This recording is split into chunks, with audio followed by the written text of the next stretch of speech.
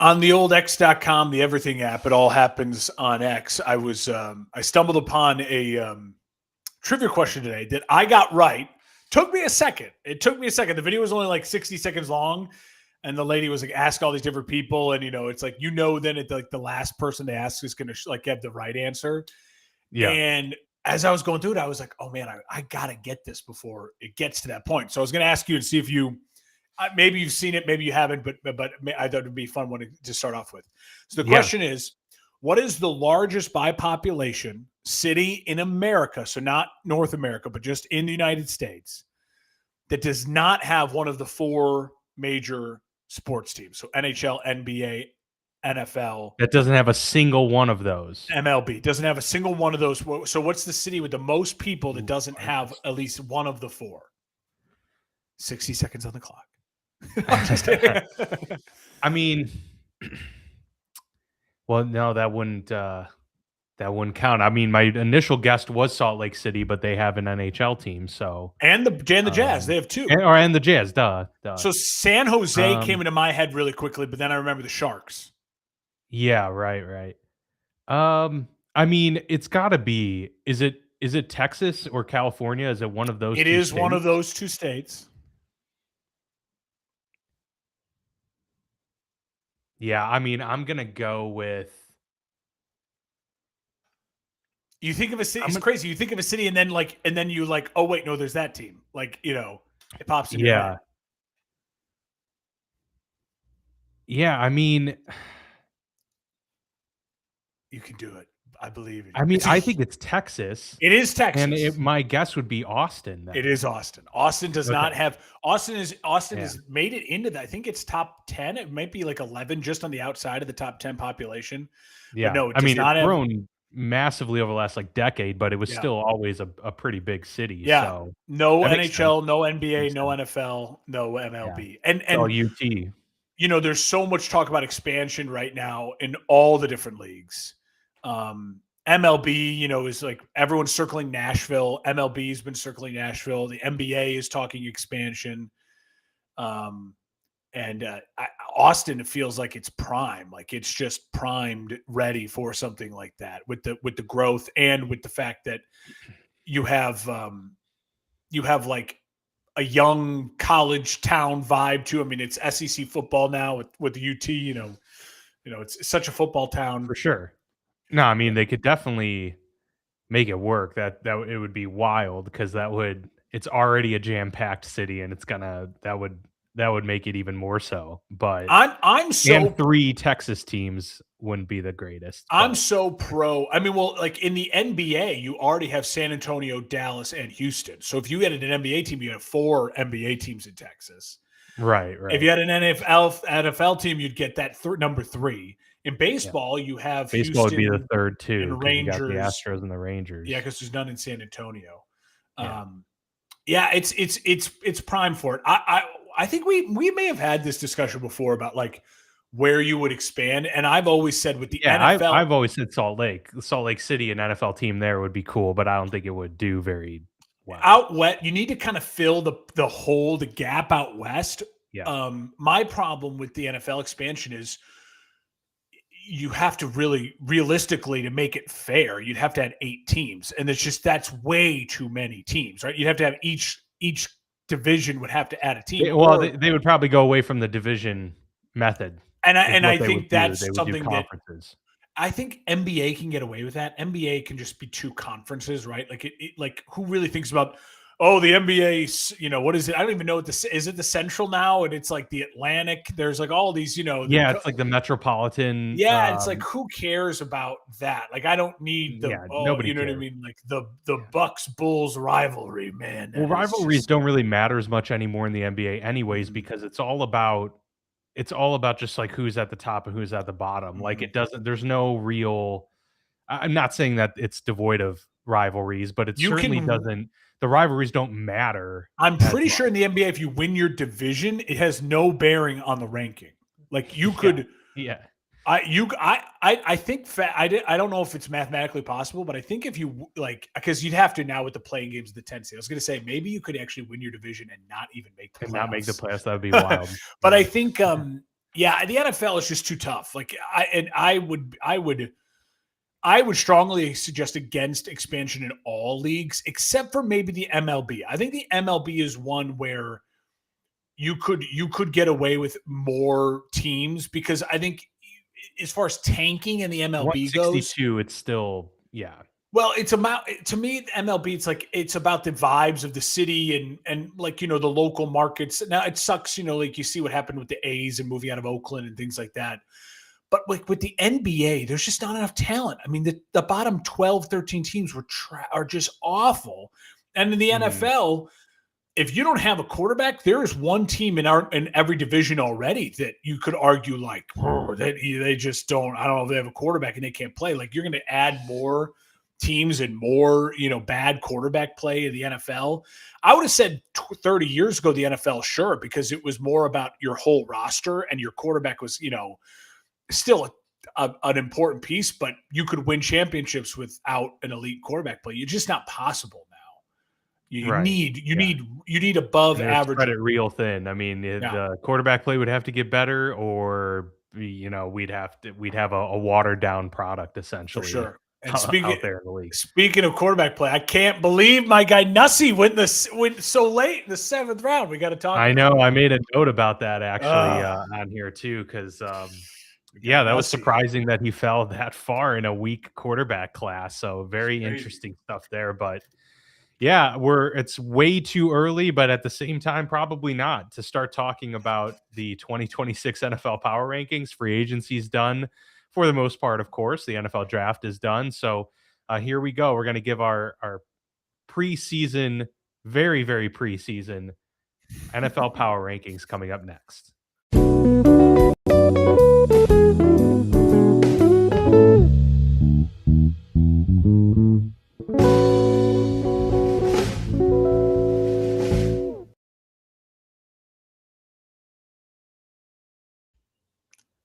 All right. Well, we had a fun draft show. Had several friends come and join and react in real time to the NFL draft. It was a fun first round, despite it not having a plethora of big names like we've had in some previous years. This year was overall considered a relatively thin draft class. And I think we saw that, Mark, throughout the draft, too. A lot of teams that had a lot of picks, the Pittsburgh Steelers being one of them, was difficult to find suitors that were willing to part with next year's picks to move up or down. Pittsburgh, certainly had 12 picks and a great opportunity to maybe offload a couple of those and get capital for next year, but people just didn't want to part with it. Next year does seem to be a stacked class, and I think that's part of people figuring out what NIL is doing to the draft classes and trying to predict when students are going to leave and when they're going to stay for an extra year. I think ultimately it will even out at some point, right? Like it's just about catching up. I think right now we're in the height of the era where the older athletes that would have gone into the draft have an opportunity now to make some extra cash. But as we get maybe next year and like the year after that, Mark, I think then everything will start to like follow up where even though older prospects are going to stay, there's still other prospects from the older classes before them that are now ready to come into the pool and make big draft classes. But I do think this year was kind of the apex of that right now. Well, yeah, I mean, it is the final kind of convergence of a lot of the COVID year players. You know what I mean? Yeah. And also this new world we live in where people like Oregon's quarterback Dante Moore like saying like, nope, I'm going to just take $10 million to stay in college. Like it is a whole new landscape.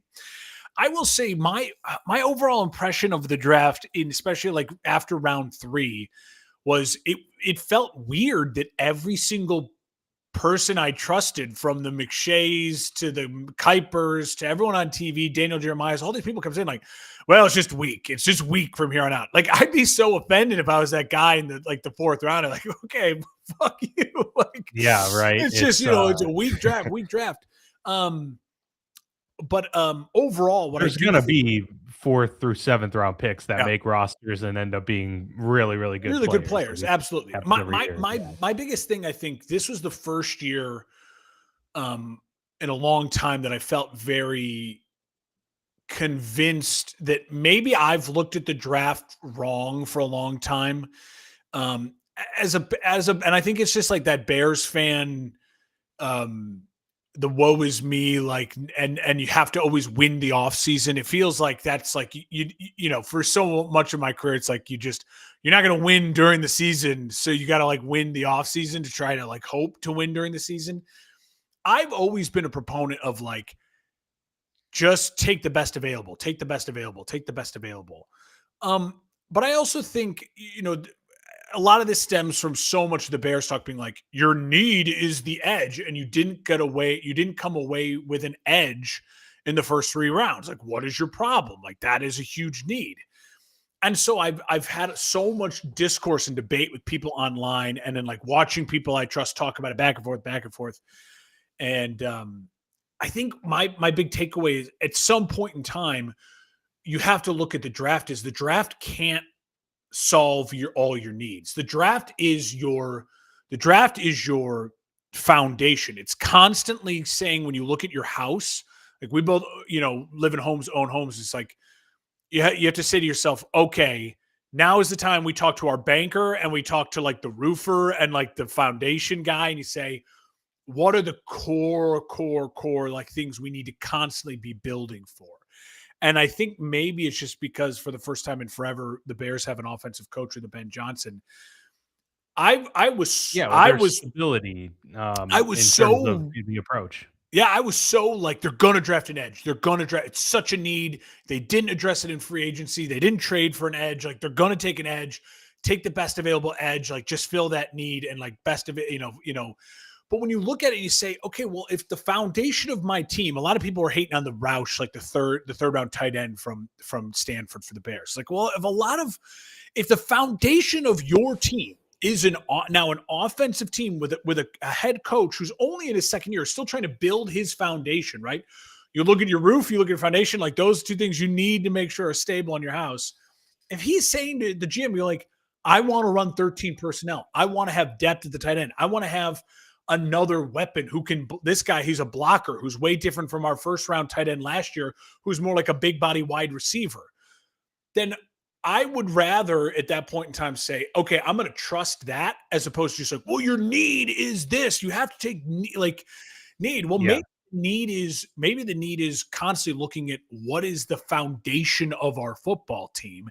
And we value being really good at tight end maybe more than being really good or filling a hole, especially if the player is not there in that position at the end. Well, And that's just it. I mean, you touched on it. They may have very well every time had the intention of maybe grabbing an edge, but the guy they liked went 4 picks early, and they weren't gonna yeah, settle for maybe a prospect they felt was lower on their board just to fill that need. So sometimes it's the draft just comes to you that way.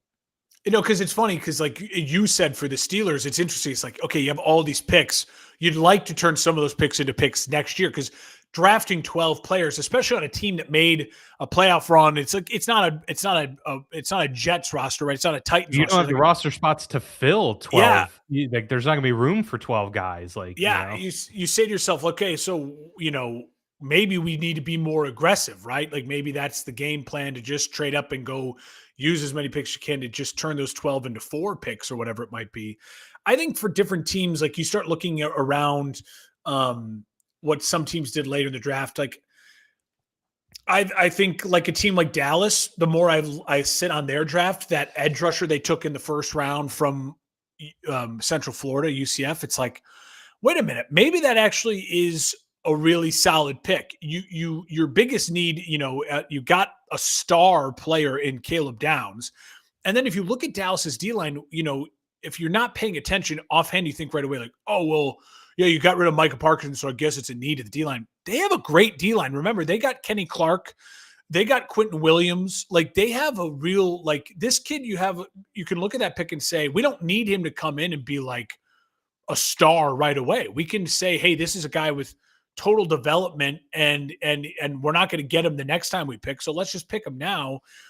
the one thing I love about the draft when you start to give it time, the more and more I like everyone's draft, right? I can convince myself of things like the Browns. I thought, hey, they made a ton of good picks.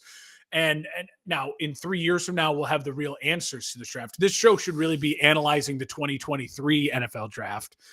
Right. Maybe that's something we'll do later. We've done it in the past where we look like 4 years after the fact. Maybe we'll do that again this year. But is there anything specific you want to point out that stands out to you from certain things? I have a couple of players, but I turn over to you as far as guys or names or things like that. I mean, there wasn't like one particular pick that was. I mean, obviously, I think the Ty Simpson pick took us all by surprise. I mean, that one was really interesting and a bit shocking. I thought overall the run on tight ends in the second and third round was wild. I wasn't expecting that. I knew that there was good tight end depth. I just didn't realize that it was going to be that high. So I don't know the exact numbers, but there was, I think, like a dozen tight ends that went in those rounds. And so that was really interesting. I think that pushed people into certain areas where maybe they felt that they could get that, sleeper tight end in the middle rounds or on day 3 that they couldn't get anymore. And more globally, I think for teams, I kind of made a note here because we're going to talk about our who's our top 10 going into the NFL season. And there are 3 teams that aren't on the top 10 power rankings, but they're the 3 teams I think actually had the best drafts. And that would be the Raiders, I thought, had the best overall draft. Great draft. I agree. It was incredible. I thought they addressed so much of what they needed, and it didn't seem like they made like many like panic moves. The Browns, you mentioned them. I thought they had a really, really good draft. And then the Giants. I thought the Giants did a really good job in this draft too. So those are 3 teams that aren't going to be anywhere in the top 10. They're probably not even sniffing the top 20. But those are 3 teams I really felt had strong drafts, and those are 3 teams that needed strong drafts. So I thought the Jets as well. I'd throw them in there, and it's funny because these are a lot of bad teams, but a lot of bad teams have either high picks or they have like the Jets multiple picks, Giants multiple picks in the first round. So when you look at cumulatively, you're like, this makes sense. I do want to touch on the quarterbacks. That's really my note on it. Like I couldn't believe by the end of the 4th round, I was like, we're really like Nussmeier is still there. And then to go 7th round and end up with the Chiefs, that was just one of those where I'm like maybe there was just so much smoke screen. I think one of the things I took away, maybe it was McShay said it in one of these many podcasts I listened to, saying like the quarterback market now purely is 1st round or 3rd round. Like you're not going to see guys going in the 2nd round like ever anymore, because it's like if he's a 2nd rounder, take him in the 1st. Like if you believe in him, he's a 2nd, then he's a 1st rounder, take him in the 1st. And I think that's like the Ty Simpson conversation, right? And then if you feel like as though they're not a 1st rounder, but you like them a lot, then you take them in the 3rd round. And then it's like, oh, if it's the 6th or 7th round, because you don't see guys going like 4th, 5th, and it's like 6th or 7th round where it's like, oh, that guy's still on the board. Well, no one's going to hammer me for taking him in the 6th or 7th round. So it's kind of like you have like 1st round, 3rd round, or like 6th or 7th round is where your quarterbacks are kind of going. And maybe I'm in the camp that unless you have 4 like young quarterbacks with one of them being a star, like you should draft a quarterback every year. I truly think that.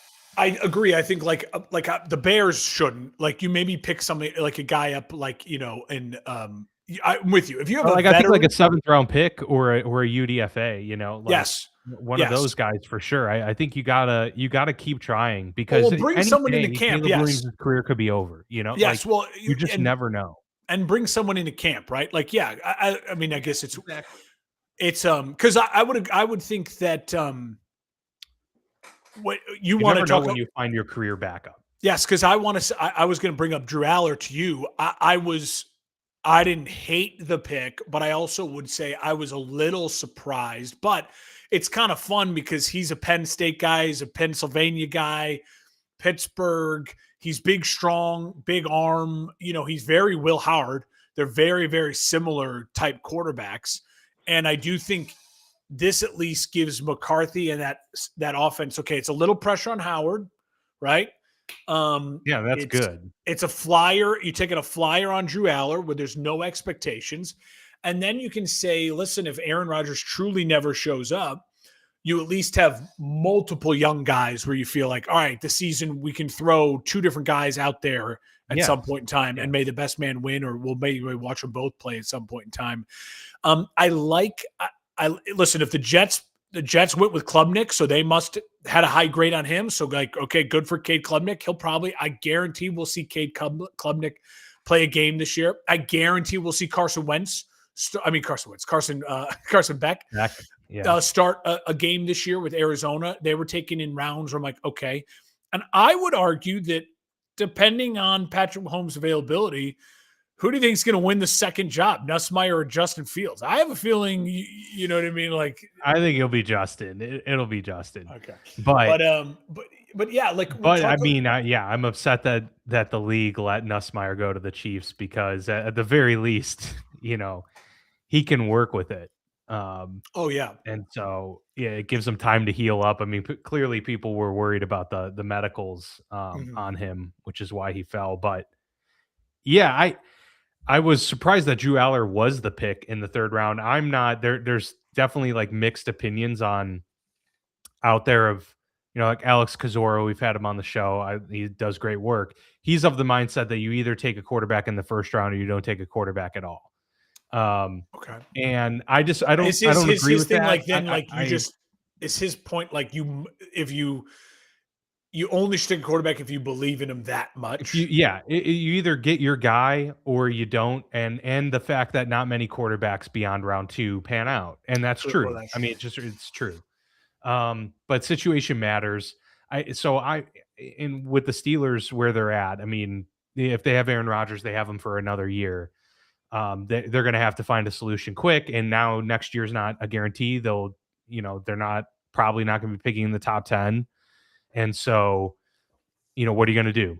So I like taking a flyer, even if that's a higher round than people would have liked, on a guy that at least has tools that you can work with. Mm-hmm. And you hope for the best and see if Mike McCarthy can unlock something with the guy, or at least, like you said, push Will Howard, and they get a really good competition out of it, and they find their quarterback through that, competition. And I would argue perfect. I would argue Pittsburgh is a great example of why you should prioritize drafting a young person who can become a good backup quarterback. I think Mason Rudolph won a bunch of games in spot starts for the Steelers, right? Like and you say to yourself, as an organization, like, you think about how valuable that is. I think it's a valuable position having.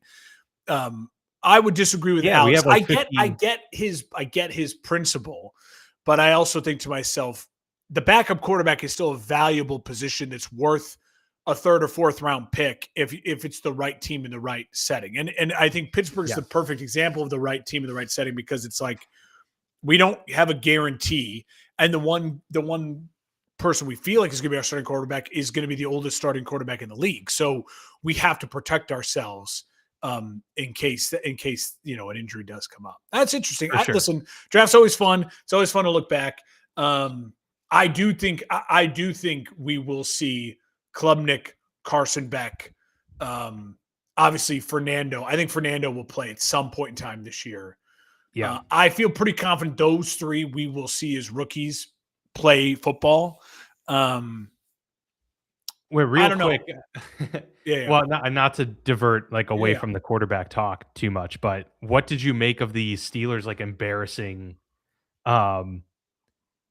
snafu in the first round? Because we didn't even calling catch on the it. phone. I know. We didn't even catch it in real time. I'm sure they were talking about it, but we didn't have the audio up, throughout. So we didn't get to react to it. But man, I thought that was a super embarrassing moment for them, a really bad process. Calling a guy before it's locked in that you have a chance to get him, right? I think that's silly. How you don't even know. I don't know what the trades rules happen are on in the last minutes all the time. I just, that's so bizarre to me that they they wouldn't be working the phones to at least, and that's why I felt like once that pick got away from them, they then had to sit there and like reevaluate real quick and say, okay, well, do we feel good enough about our number 2 guy here, or do we try and trade down? I think they probably Yeah. did try to trade down, and they couldn't find any suitors. But I don't know. I mean, you're hosting the draft. You call a prospect that you think you're going to get while another team's on the clock, and then the Eagles jump you Well, and yeah, take that guy. your in-state rival. It's That's fun. It's a funny one. That's pretty bad. Yeah, But I think it's one of those. I don't remember that ever happening before, and so I don't like, either. Yeah. so the draft always brings you stuff like that. I also would just say, if I'm the NFL, I don't know if they broke any rules. Who knows what rules? I don't think so. Other teams do it apparently, and the Steelers. We were looking back, like they've done it in years past too. Oh, where I they've just don't get- called I don't know guys why you would before, do it. but this is maybe the first time where it's like that guy actually got picked by someone Yeah, else. Like, right. It's possible. Yeah. yeah, or at least it was caught on camera in that in that realm. I would just say, like, I you know. I don't know what my process would be, but I ain't calling no one until I'm officially locked in. Like, that's my Here's the what that pick is in. trade.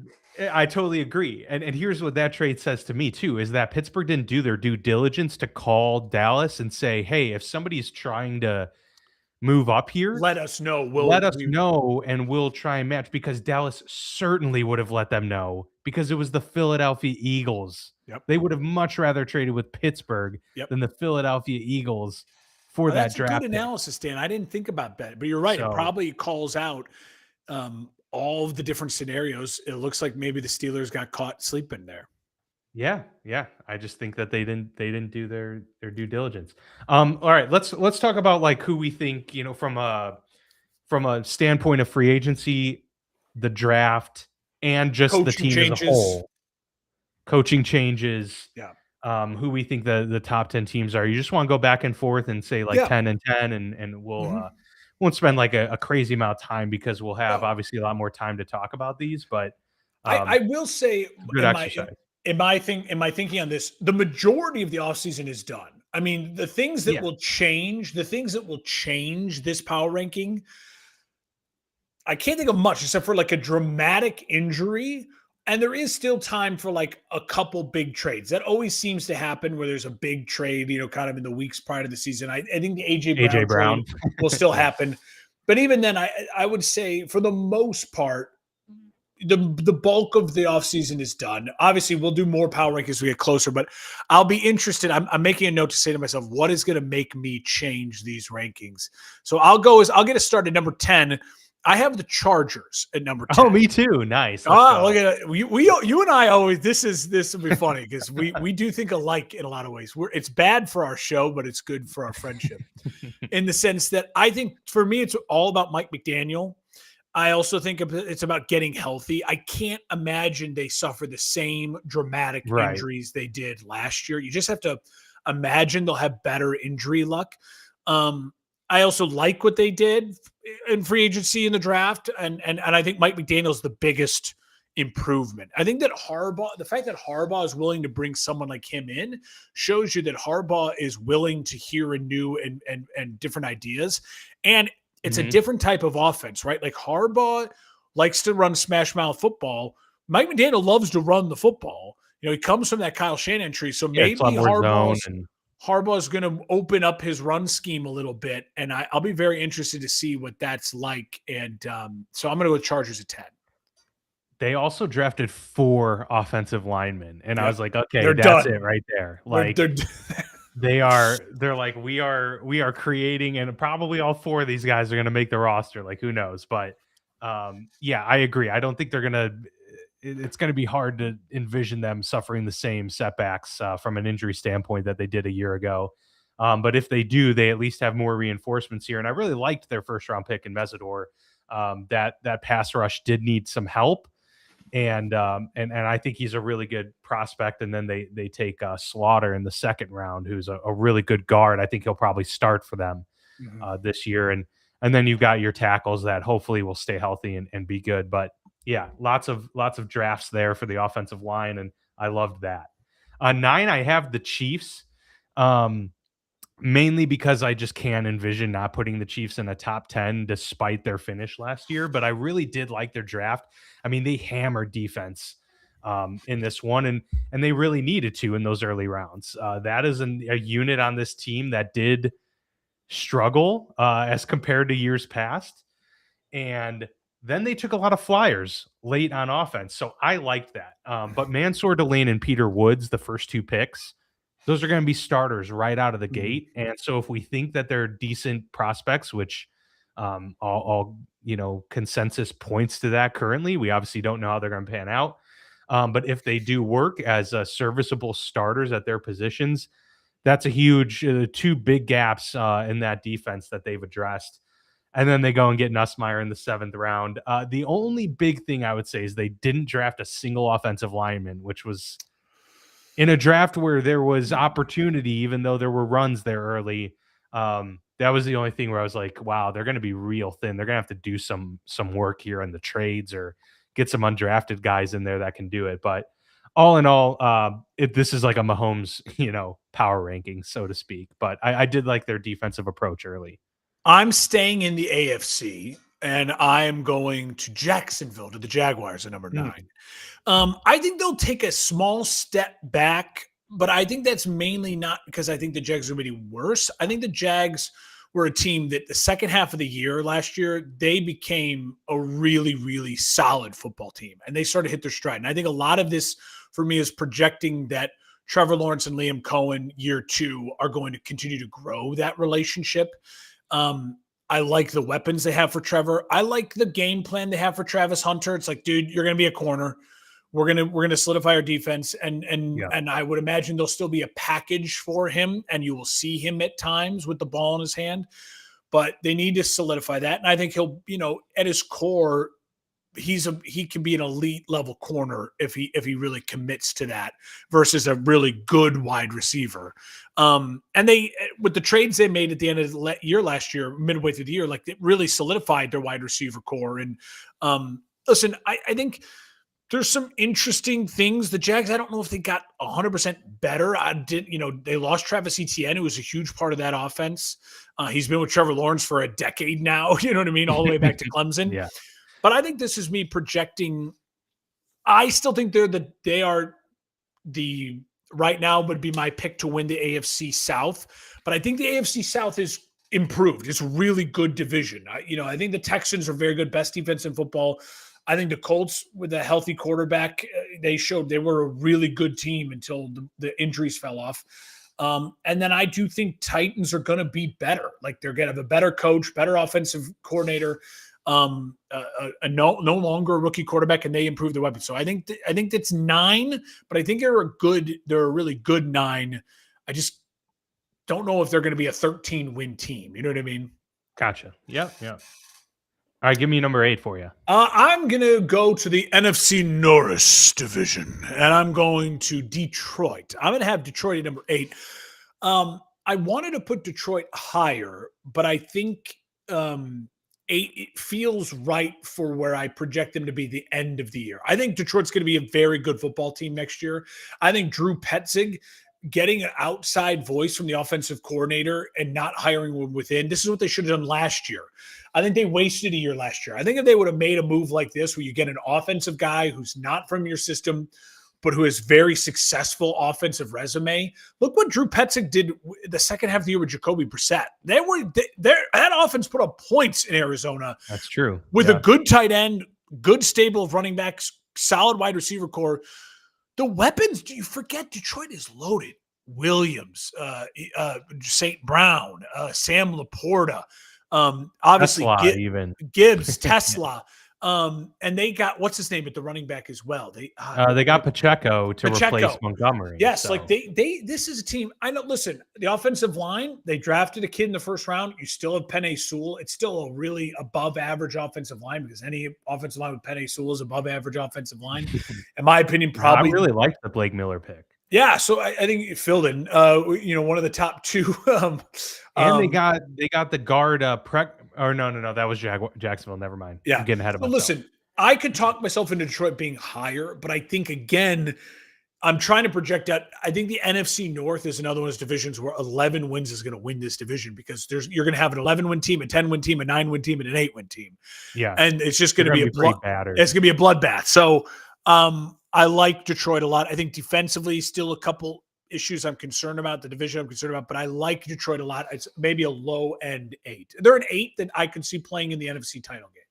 Yeah. No, they're number 8 for me too. And for a lot of those same reasons. I also did like in the draft they went pretty heavy in the middle rounds on defense, and they got 2 linebackers from Michigan, an edge and a middle linebacker to help address those aspects of the defense, because the defense did struggle without Aaron Glenn, and there were obviously injuries again to this unit. But I think them investing in offensive line to keep that steady, they didn't really need much else on offense, and round out defense a little bit more, I think was good and good depth. The Jaguars are number 7 for me. I don't see them taking as much of a step back. I kind of almost see them jumping on a moving train. I think they really found out who they were at the back half of last year. I think they got into a really good groove. I think Trevor now with Brian Thomas and Jacoby Myers, have that good rapport. Brenton Strange came along as a go-to tight end. And I think they really, with letting ETN go, I think they showed that they really like Bashal Tutin and wanted to give him more opportunities there after being a rookie who didn't get to see the field as much because it was pretty crowded. So I think this offense is going to be just fine. I think they're going to do, really well, much like they did last season. They got Pregnon or Pregnon, however you pronounce that, the really big standout guard early. I liked that pick a lot. They didn't have a first because they gave that up for Travis Hunter the year before, but they used their middle round picks on a lot more like high floor guys than high ceiling, but I like that. And then they took flyer receivers late, and you hope one guy sticks around as like a number 4. And I think that's the prudent way of going about business. I really like Jacksonville a lot. I agree that I think the Titans are going to be a little bit better, but I don't think Jacksonville's going away anytime soon. And now they get a full off season with the Liam Cohen system. Trevor Lawrence had a career year last year, and I think maybe now we're starting to see him hit the accelerator, and kind of continue to rise and not be the plateau in his career. Yeah, we both like Jacksonville. I'm with you there. All right, my number 7. I'm staying in the AFC. As you'll see, my power rankings, it's very back end AFC, front end NFC. I think the NFC is the deeper, better conference right now. I have New England at 7. I was tempted to put them lower, and then I stopped myself and said, okay, don't overreact. I think New England's got a couple things that spell come back to earth, but I still think they could come back to earth and be a wild card team or even win that division. I'm gonna put them more in the wild card, like they're gonna be like that 5th seed. Listen, they had the easiest schedule of all time last year. Obviously now that's not the case. I like the talent upgrades. I think they are a better football team, but I also think, I'm not gonna lie, the coaching situation is a very volatile thing. I think the Vrabel situation, I loved. Did you see I think it was last week they had him out for it was some sort of season ticket holder event or something. They brought Vrabel out and he got a standing ovation. Of course the Patriots fans are going to back him. And I don't blame him. He's an all-time great Patriot player. He's a first ballot Hall of Fame Patriot, and he's a really, really good head coach. But I also think if this team starts 0-2, it's one of those, it's a looming thing. And I don't know how it's all going to end up getting resolved, right? There still could be a day. There could be a day next. It could happen when we finish this show. It could happen in 2 months from now, where all of a sudden it's just his wife's I'm done. I'm done. You know what I mean? Maybe she finds out one other piece of information. Another picture comes out. We had more pictures drop last week. There's more pictures. It's we had playlists drop too. And listen, we all know what is the one thing that, like, the generic coach speak is.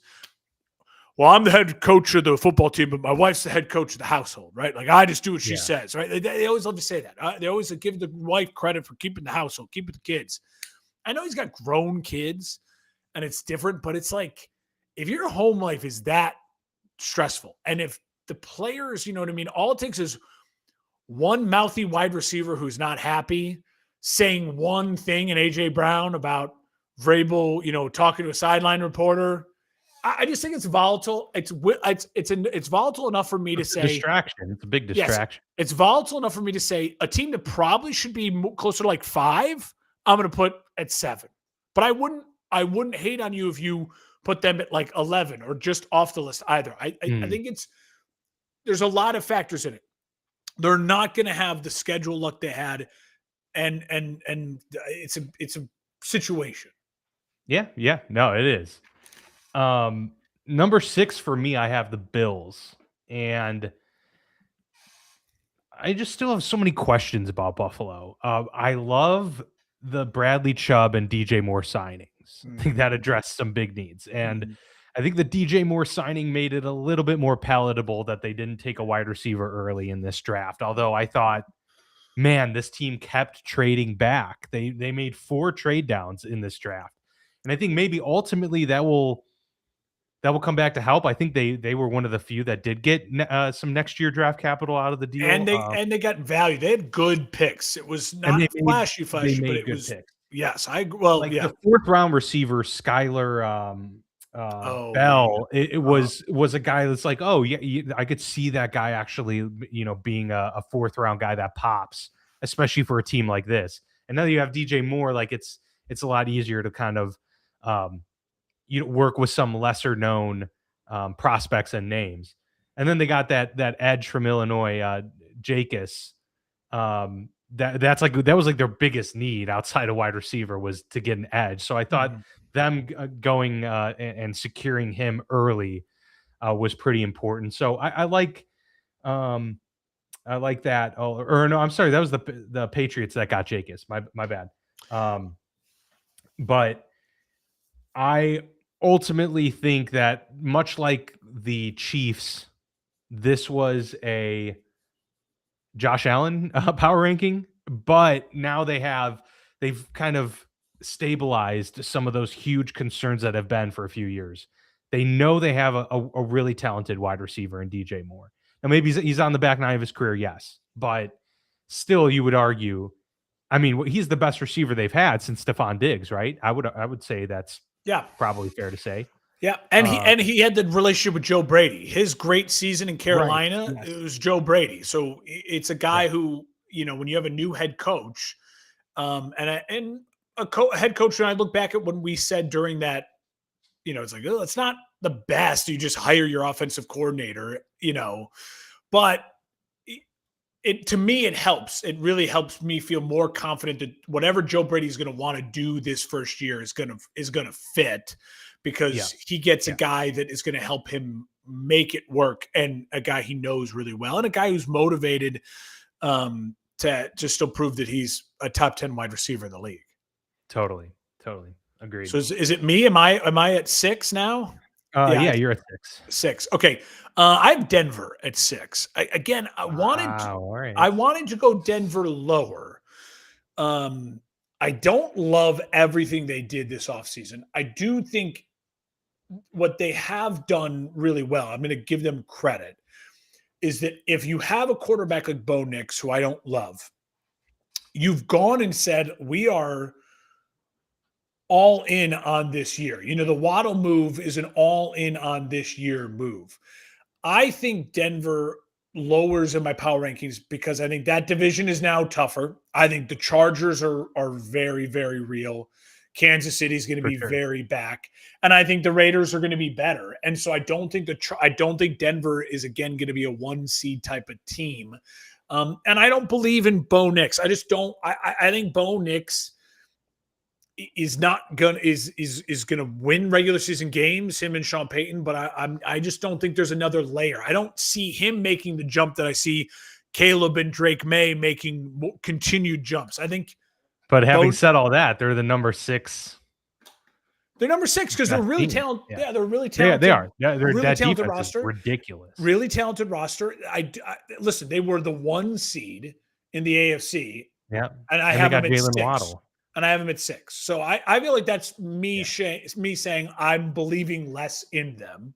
No, no, that's true. I mean, now that you put it that way, it's gonna look real bad because I don't have them in my top 10. That's Well, already rough. and you know what? And listen, I don't blame you because you know me. I'm not a believer in the sense that I think he's a capable quarterback, but I think if you want to win Super Bowls, I don't want Bo Nix as my quarterback. Right.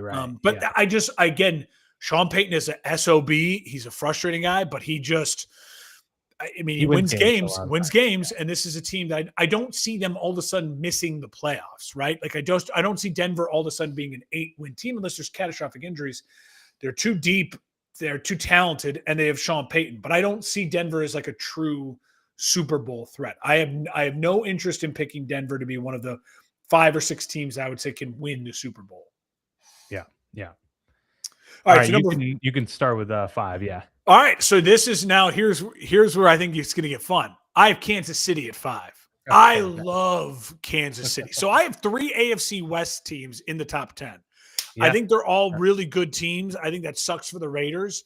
Again, I don't think any of these teams, AFC West, Kansas City, Denver, or Chargers, are going to be 12 or 13 win teams. I think you're going to see the AFC West, the NFC North, I feel very strongly it's like 11, 12 wins is going to win it. And then the next team is going to be like a 10-win team and be in the wild card. And maybe you have 3 teams from each division in the playoffs. I think they're really, really, really good divisions. I think Kansas City, the best thing they did was they lost Matt Nagy.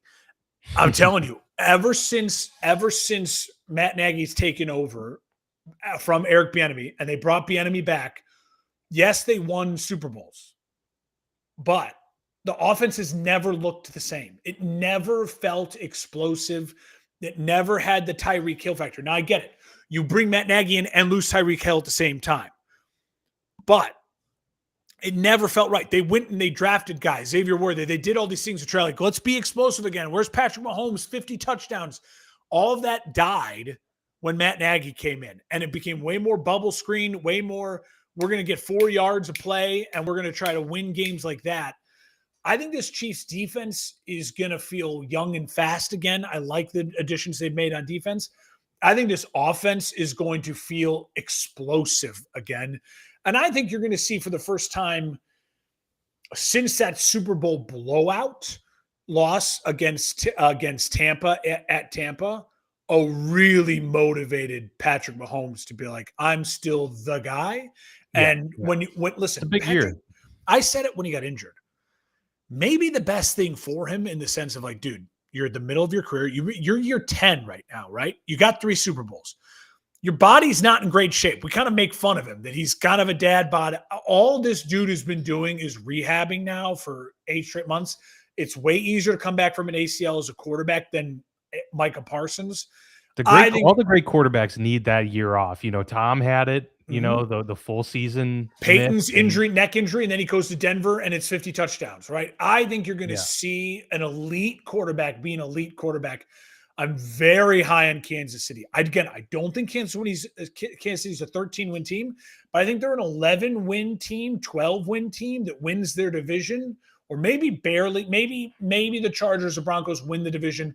They make the playoffs, and I would feel very confident Kansas City's in an AFC title game. And battling, especially, I think they're going to get better as the year goes on as Patrick really settles back in and gets healthy. So I'm high in Kansas City. 5 is the Patriots for me, and I thought that was a little low too because obviously they are the representatives of the AFC in the Super Bowl. But I did like they went offense defense pretty much back and forth throughout the whole draft. Which if those were the guys that were on top of their boards. I like that they were filling holes on both sides of the ball and not letting one take over. I really like the first round pick Lomu.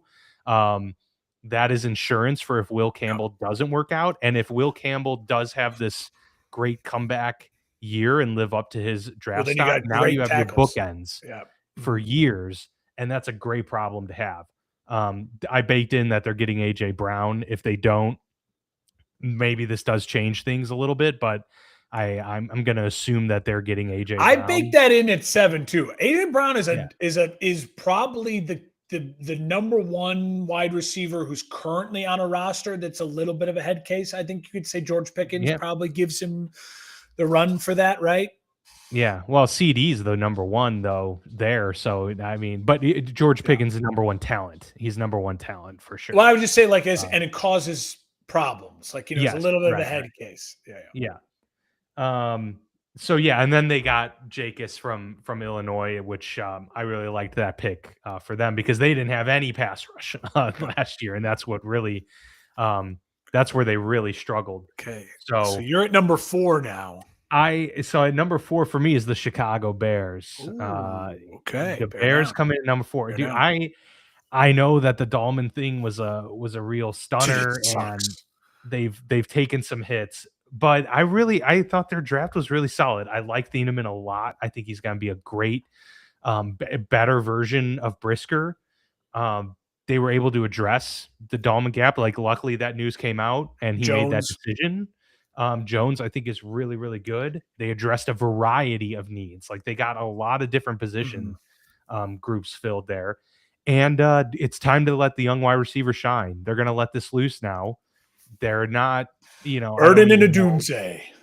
I don't know if they were, and I don't even know if you feel this way. I didn't watch every single Bears game as close as you. But now there's no pressure to like, oh well, we have to give DJ Moore X number. Yeah, DJ targets, Moore. Yes. Now, Rome's dad is a problem on Twitter. Rome's dad is frustrating.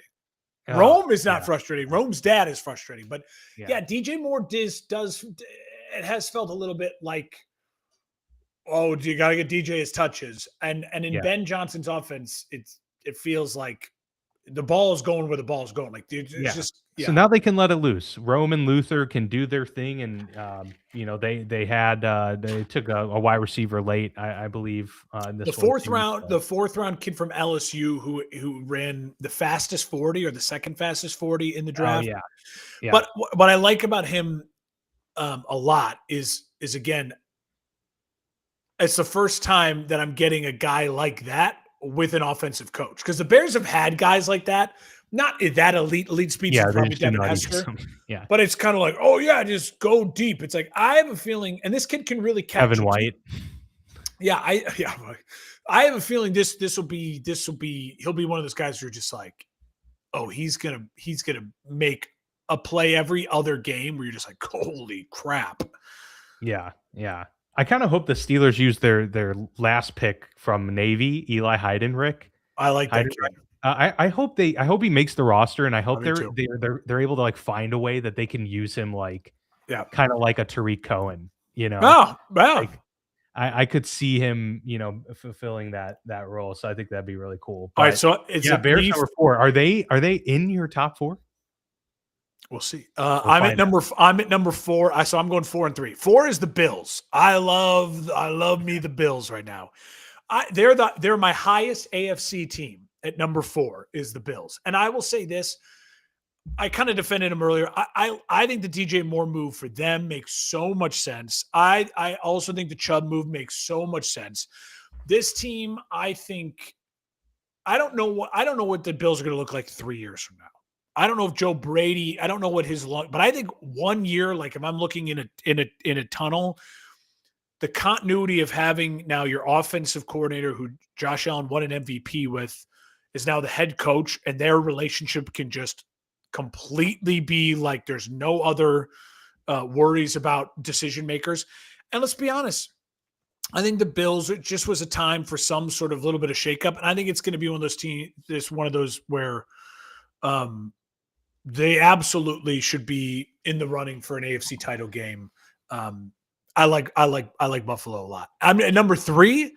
The defending Super Bowl champion Seattle Seahawks. I lowered them in my ranking because I think losing Kubiak is one of those where I'm like, I don't know how that impacts this offense. That offense was so dynamic and fun, and Darnold was so good in that offense. And now I don't know what the brain trust will be, right? I just, you lose Kubiak, you lose Walker, you lose Kobe Bryant. They had some big losses. And I think that, listen, it's hard to repeat. And so I'm just going to go that they're not as good as they were last year, but they'll still be a really good football team. But I'm going to, that's where kind of like I'm just projecting out. They're not going to be a repeat Super Bowl champion. I'm not picking Seattle Seahawks to win the Super Bowl this year. I think they'll be really, really good. I think you're going to see them beat up. Like when they play bad teams, they're still going to put a hurt on them. But it wouldn't shock me if Darnold struggles maybe a little bit more against some of the better defenses, and that schedule is really tough because he's learning a whole new offense for the fourth straight year, whatever it might be. Listen, they have a ton of weapons. Jackson Smith-Njigba is a stud. I have him 3. I'm not hating on him. I'm just, spicing up a little bit. I have the Rams at 3. There wasn't much this offseason that, get you excited. I didn't think their draft was particularly great, and the Ty Simpson pick, again, was going to dominate discussions for a long time. But I think it also kind of reflects that how confident they are in their roster. I think they totally believe that they have a championship caliber roster to run it back again. And I kind of agree. I mean, this is a really good roster. Devontae Adams is not, some retread now. He is still a highly regarded wide receiver that can make big plays. And Puka, of course, is the clear number 1. We'll see if he can, keep it together for a full season. But the run game, like everything about this group, they didn't lose, their staff that they were projected to lose in the offseason cycle. And so that's kind of exciting too, that they get to keep that crew together. It's huge.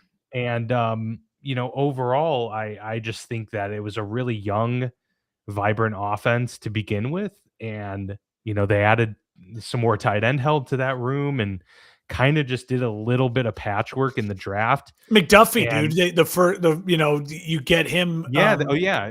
From the Chiefs.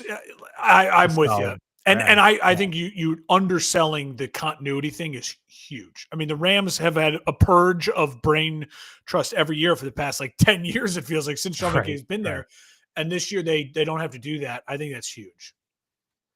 Who do you have at 2? Am I going number 2 or you going number 2? You're number 2. I'm number 2. Number 2 is Philly for me. All the turmoil in Philly. I think once again they crushed the draft, and Howie Roseman's incredible. I know that they're going to trade AJ Brown eventually. I think the Mekhi Lemon pick is going to be pretty good for them. I think he fits that offense really well. They traded for Dontavian Wicks and Jonathan Grenard in the offseason, in the free agency as well, which I thought their defense got better already. And Wicks is a really solid number 3 wide receiver. So now they have their top 3 without AJ Brown. We'll see what they get in return for him. I loved the pick of Cole Payton in the 4th. I was high on him, coming in. He was one of my top quarterbacks to begin with. So I think that's a really good project fail-safe option for them if this Jalen Hurts situation gets out of hand. Tanner McKee is already that number 2 quarterback that a lot of teams called on about. So I think they feel confident that they can win games with him if Jalen, doesn't work out. So I think there's going to be a shorter leash for Jalen Hurts than people may realize. And I think that gives them a little bit more freedom to do with this offense what they didn't last year. And then they got a lot of O-line and tight end help throughout the draft. So yeah, I think Philly's going to have storm back a little bit this year because that roster's just too damn good. And I don't see them, falling off once again. I do not have the Eagles in my top 10. And I will just say this. I agree with everything you said. I just thought to myself, there has to be a team that right now I'm just unsure of. And I look at the NFC East as I just don't know. I'm Sirianni, another offensive coordinator change. It's the story that came out with them trying to throw Jalen Hurts under the bus. It all just feels really unwell. Yeah. And I thought to myself, if I'm just unsteady. going off of rosters, yeah, they're obviously in the top 10.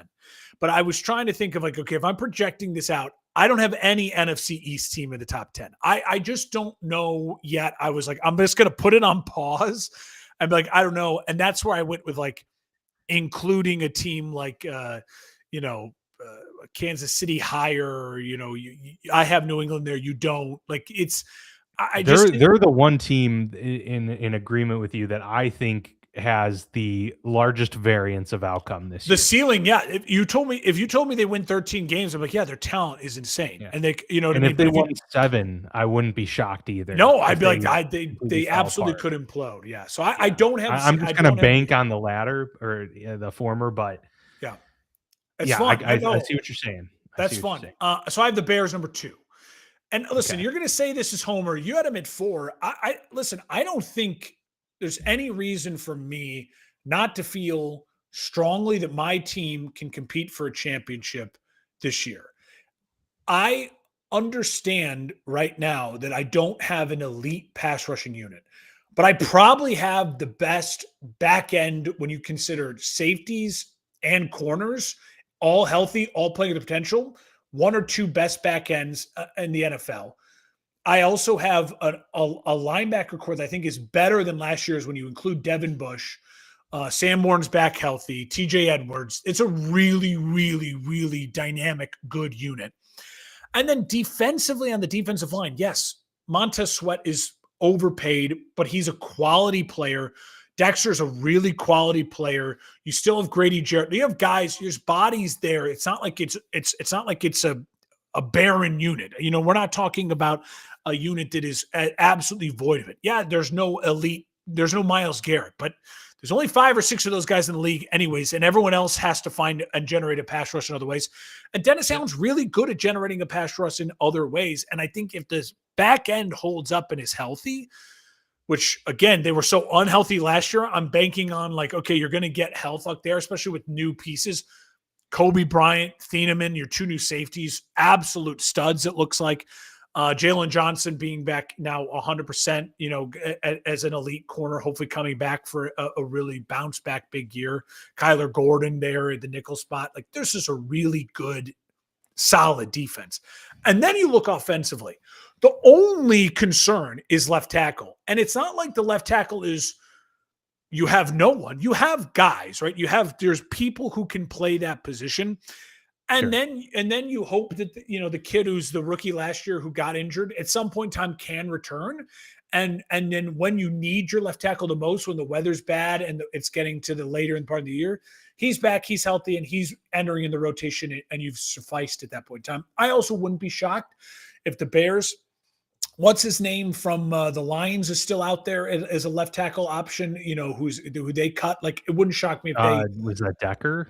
Decker, yeah. Who they find another person to add to that rotation if they don't like what they're seeing early in camp, right? And the same with Cam Jordan. It wouldn't shock me if that by the second week of the preseason, the Bears have brought in Cam Jordan and said, you know what, screw it, we can afford this roster spot and give you $10 million for 1 year, and all of a sudden the only weaknesses where you're like a 10+ sack guy who's not there, but you have a lot of bodies, you could fill those only 2 weaknesses. And I don't even see them as like giant glaring holes. They're weaknesses, but they're not giant glaring holes. You have the rest of the offensive line is very, very good. You have an elite tight end group that are all 3 very different. You have Cole Kmet as your traditional tight end, you think, from the 60s, 70s, and 80s, big, strong, fast. And then you have the modern tight end in Loveland, who's more like a wide receiver. And then you get this kid Roush from Stanford, who's like a throwback 1940s, big, strong, giant, Darnell Washington type tight end. You have a wide receiver group that is doesn't have a true number 1, but they have a ton of depth and a bunch of ceiling. The ceiling is so high for all those guys. And we've seen them all play really, really well at times. And then you have a quarterback who, by all means, is poised to elevate himself, in my opinion, by the end of the year to be the number 2 quarterback in the NFC behind Stafford and a top 10 quarterback in the NFL, a guy that you're looking at day in, day out. And when he's on your schedule, you're going, Like Yeah. we got to deal with Caleb Williams. And we saw it in flashes last year. We saw it a lot at the end of the year with those incredible throws, an incredible game was against the Packers. Good teams. He wasn't doing it against just the trash. Yeah, he had big moments against the Bengals and all those fun things. But what he did late in the year against some really good teams in Ben Johnson year 2, I absolutely think the Bears competing for a Super Bowl. And number 1 is the Rams. I don't need to go into it. I think the Rams. I've been beating the Rams drum for years. I've always felt as long as they're this iteration of the Rams, the team that won the Super Bowl a couple of years ago, they just feel like I don't know if they have any even weaknesses on the roster. Yeah. No, And and they've been close I would every argue year. if they made a pick at 13, look at some of the names they could have had, it would have been a no-brainer number 1 for the Rams. I think the only weakness is you maybe created a little bit of a controversy. But again, how many times over the last couple off seasons have we talked about, well, if Matt Stafford is elbows and a back? I think they looked at the Ty Simpson and said, we are not gonna worry about having to start Jimmy Garoppolo. We're done with that. If he can't go, we have someone who we at least feel like we're going to give a chance to have a new franchise quarterback. So I think the Rams are the number 1. Who do you have at 1? Seattle? I have Seattle at number 1, and maybe it's a lame pick because they just won the Super Bowl, and you stick with the reigning champ. But they didn't really lose that much. I know they lost the Super Bowl MVP Kenneth Walker, and I do think he's a phenomenal player. But I think it's a position that they still had a lot of strengths at, and then they go and get Price in the first round, who I think is really, really good. So they got Charbonnet and him. So I don't think there's going to be a huge drop off there for them. And then I really liked the safety Bud Clark that they got, and they got a shit ton of cornerbacks. They got like 4 corners. One of those I'm banking on panning out, especially with Mike McDonald. So I think they addressed some real like glaring areas of need. And I do think the Kubiak loss is huge, but I really liked who they replaced him with a Shanahan tree guy who's been there for many years. Yeah, Darnold should feel comfortable. So yeah, I think he's going to be set up for success, and runs a pretty similar system all around, both a part of that same tree.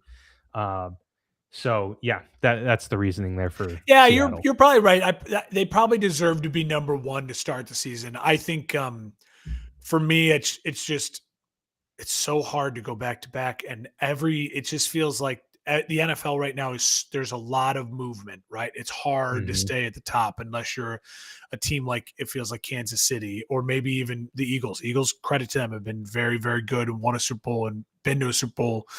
Neither of us have the Niners. I think that is interesting. Packers. No Packers. The Packers, my just missing were Texans, Steelers, Eagles, Niners, Packers. All of that group you could convince me is 11.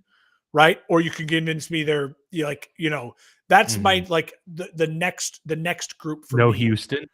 No, Texans, Steelers. Oh, okay. Texans, Steelers, Eagles, Niners, Packers. Like, yeah. I feel very similar about all of them. I'm not going to fight over ranking one above the other. I think they all have some real questions or holes. I had the Ravens in that group. I don't. I have the Ravens like just in that next tier. Something gives me off vibes about the Ravens, man. I don't know. Oh, I think it's gonna be. Yeah, I think they're gonna have. I think losing Harbaugh gonna be a little weird. Harbaugh, but they've got a defensive specialist there. Like I think that'll turn their defense around a little bit, and maybe help because that's been an area of struggle. I think Lamar Jackson. I'd be very interested. I don't know if Lamar Jackson is going to be. I think Harbaugh made life. I think it's a little bit of that, what was they really dealing with? What was it? And was Harbaugh able to kind of keep things and keep the ship calm? You have a lot of money invested in him, and it's and you bring in a defensive coach. I'm a little less high in the Ravens. That's fair. Well, that was fun. We'll have to look back on this and see how we did. But yeah, a lot more to come this offseason. Now we are in the real true dead off season of the NFL. We are. It's But dead. we will get the schedule release coming up pretty soon. So in a couple Yes. weeks, right? And so That's there's huge. that to look forward to. But yeah, appreciate everyone listening as always. And we'll see you back here next week on the Football Lounge with Mark and Dan.